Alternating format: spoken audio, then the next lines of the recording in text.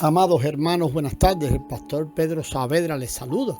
Seguimos adelante en esta serie de Cristo y la Iglesia. Hemos estado hablando del misterio de Dios, Cristo, y el misterio de Cristo, la Iglesia. Efesios trata de la Iglesia, el misterio de Cristo.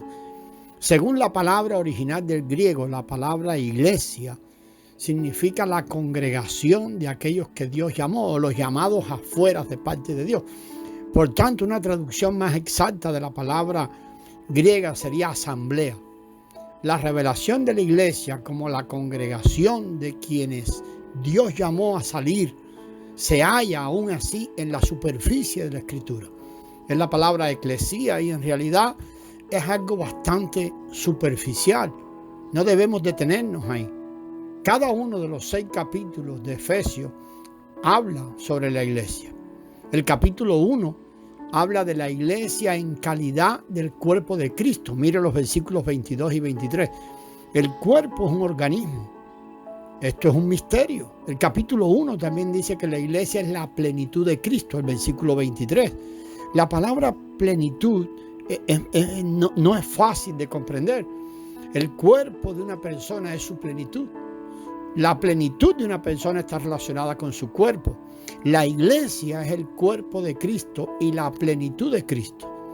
En los evangelios en general, Cristo solo podía estar en un lugar a la vez.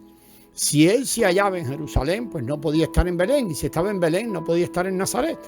Pero hoy Cristo se halla en los 6 continentes, o yo no sé si hay 7 ya, pero en todo lugar del universo.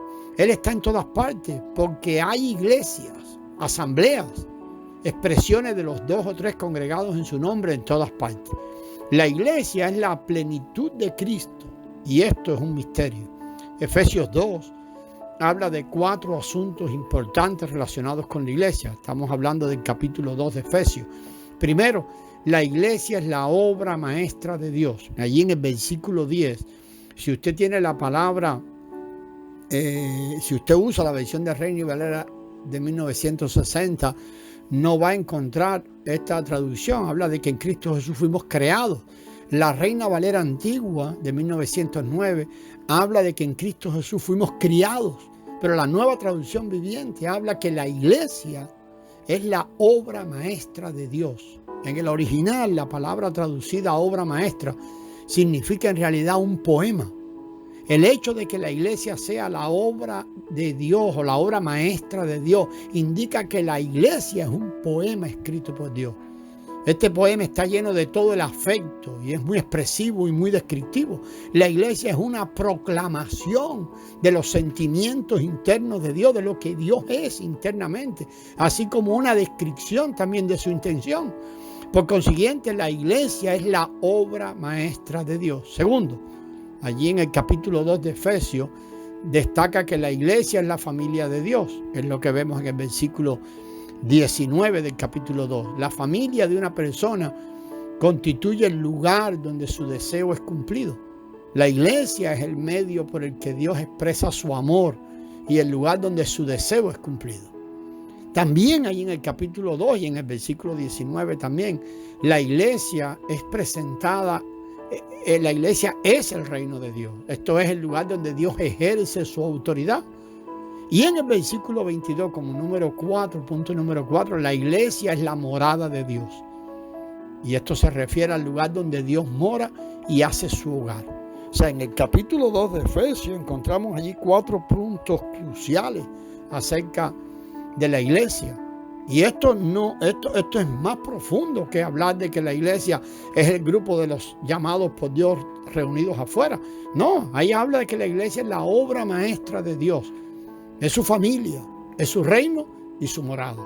En el capítulo 3, la segunda mitad del versículo 19 dice, para que seáis llenos de toda la plenitud de Dios. Otra versión dice, seáis llenos hasta la medida de toda la plenitud de Dios. Amado, usted puede leer este versículo en diferentes versiones de la Escritura o versiones de traducciones. Cuando permitimos que Cristo haga su hogar en nosotros y dejemos que Él opere en nosotros, seremos llenos de las riquezas de Cristo hasta la plenitud hasta la medida de toda la plenitud de Dios. La plenitud de Dios es en realidad la expresión de Dios. Cualquier hermano, cualquier ser humano tiene una plenitud y esa plenitud es su expresión. Si no tuviéramos un cuerpo, no tendríamos una expresión. Nuestro cuerpo es nuestra plenitud y nuestra plenitud es nuestra expresión. Los demás nos conocen debido a que tenemos un cuerpo y ese cuerpo tiene una expresión. A veces podemos reconocer a una persona simplemente por la silueta, por la sombra, la forma de caminar. De igual manera, Dios quiere tener una expresión en la tierra hoy. Y esa expresión es su plenitud, es su cuerpo. En Efesios 1, la iglesia es la plenitud de Cristo. En el capítulo 3, la iglesia es llena hasta la medida de toda la plenitud de Dios. La iglesia constituye toda la plenitud, toda la expresión de Dios. Esto se cumple cuando Cristo hace su hogar en nuestros corazones, en cada uno. Posee todo nuestro ser y nos llena y satura a fin de que seamos llenos de Él. El hombre es un vaso hecho para contener a Cristo y lo hemos visto en audios anteriores. Una persona que no tiene a Cristo en realidad es un vaso vacío. Sin embargo, tener a Cristo no es suficiente. Debemos ser llenos de Cristo y esta es la madurez. Por ejemplo, una taza puede tener agua, pero no está llena de agua. Cuando la taza está llena, el agua se desborda y es expresada. O sea que la expresión es el desborde. La plenitud es el desborde de Cristo en estos vasos. Si somos poseídos por el Señor, vamos a ser llenos de Él hasta que se desborda y se expresa. Cuanto más seamos llenos del Señor, más Él se desbordará y se expresará. Entonces, Dios será expresado. La iglesia, entonces, la plenitud de Dios. Cada uno de nosotros, esos vasos, debemos ir tras la llenura para que entonces podamos ser la expresión de Dios. En el capítulo 4 de Efesios, la iglesia es el nuevo hombre. Mire el versículo 24 del capítulo 4. La iglesia es el nuevo hombre. Como creyentes que somos, hemos sido regenerados por Cristo y hemos llegado a ser un organismo juntamente con todos los que son salvos. La porción de Cristo en cada uno de nosotros. Este organismo crece y causa que nos amemos unos a otros y nos unamos los unos a los otros. Este organismo ha recibido una vida. Si amamos al Señor Jesús y somos llenos de Él, de manera espontánea seremos uno cuando nos reunimos, cuando nos encontremos. No será necesario que nos estén exhortando desde el púlpito, aun cuando tenemos personas de todo color que hablen diferente idioma o aún hablando el mismo idioma, el español que es nuestro idioma, y cada uno hablando de acuerdo con su país y sus acentos. Estamos unidos como una sola entidad cuando tenemos comunión. Porque la iglesia es el nuevo hombre, un solo hombre. En el capítulo 5, la iglesia como complemento de Cristo está siendo santificada a fin de ser presentada como una novia gloriosa a Cristo. Ahí veo los versículos 25 al 27. En el capítulo 6, la iglesia es un guerrero que se viste de toda la armadura de Dios a fin de luchar contra el diablo, quien es el enemigo y el adversario de Dios. Es lo que vemos en Efesios 6, la porción del versículo 10 al 20.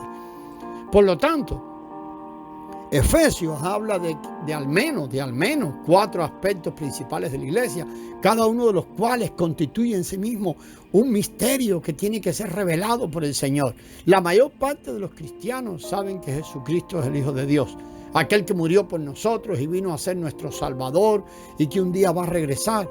Este hecho es verdadero, amados, y es precioso, pero hay un misterio oculto más profundo que esta verdad. Este misterio revela que la iglesia es el cuerpo de Cristo. Es la plenitud de aquel que todo lo llena en todo. La iglesia es la obra maestra de Dios. Un poema escrito por Dios que expresa y describe sus sentimientos, lo que Dios es. La iglesia es la familia de Dios. Es su reino, es su morada. La iglesia es toda la plenitud de Dios y el nuevo hombre. Y como tal, ella es el complemento de Cristo que le brinda satisfacción y el guerrero de Dios que combate por el reino de Dios. En Efesios 3, del 2 al 11, y particularmente en los versículos 16 a 19, entre esas dos porciones podemos destacar allí 3 puntos cruciales. El primer punto es el misterio de Cristo. Este misterio estaba escondido en Dios, quien creó todas las cosas. Podemos preguntarnos por qué Dios creó los cielos, la tierra, todas las cosas y el hombre. El propósito de la creación fue un secreto que Dios no mencionó a los ángeles ni a los santos del Antiguo Testamento. Dios no les dijo el secreto ni a Adán, ni a Abel, ni a Abraham, ni a Moisés, ni a David, ni a Isaías, ni a Jeremías, ni a Malaquías. Los santos del Antiguo Testamento temían a Dios y eran bendecidos por Él, pero el misterio no les fue revelado a ellos y ellos nunca lo conocieron. Este misterio estaba escondido desde los siglos en Dios. Cristo Jesús nació hace 2000 años atrás. Mientras estaba en la tierra, Él llamó a un grupo de discípulos y los designó apóstoles. Luego, mediante su Espíritu, Dios reveló su misterio a los apóstoles y profetas en el Espíritu. Pablo estaba entre los que recibieron la revelación del misterio. Hay un total de 27 libros, amados, en el Nuevo Testamento. Y 14 de ellos, desde Romanos, y estamos incluyendo a Hebreos, son de la autoría de Pablo. Él escribió más de la mitad de los libros del Nuevo Testamento. En estas 14 epístolas, ¿qué hace Pablo? Y cuando usted lea, vaya detrás. Pablo explicó y desarrolló el misterio. Pablo habla de la mayordomía o la administración de la gracia que le había sido dada allí en Efesios 3:2. La palabra traducida administración o mayordomía en otras versiones es la misma palabra griega que se traduce economía. A Pablo le fue mostrada la economía de Dios. Por ejemplo, en Efesios 1:10 y 3:9 se traduce como economía. Una persona que tiene una mayordomía debe estar llena de la economía y el plan de Dios. Una persona, para poder ser un mayordomo, tiene que haber visto la economía, el plan de Dios. Esta economía equivale a la mayordomía y es la revelación del plan eterno que le ha sido mostrada. Mire, pongamos atención para terminar este audio hoy, allí en Efesios 3:2 y 3, los versículos, Efesios 3, versículos 2 y 3. Si es que habéis oído, dice el apóstol, de la administración o de la mayordomía, de la gracia de Dios que me fue mostrada para con vosotros, que por revelación me fue dado a conocer el misterio. Seguimos, amados hermanos, en el próximo audio. Gracias y paz del Señor.